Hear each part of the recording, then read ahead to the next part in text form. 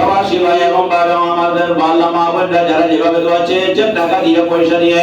যারা যেভাবে শ্রম দিয়ে মেহনত দিয়ে যেভাবে শরীর শামিল হচ্ছেন হবেন,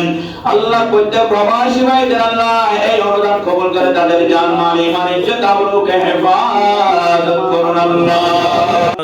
قال الله تعالى في شان حبيبه ومحبوبه آمرا ومخبرا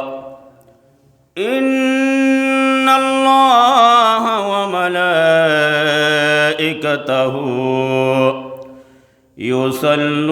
يصلون على النبي يا أيها الذين آمنوا صلوا عليه وسلموا تسليما اللهم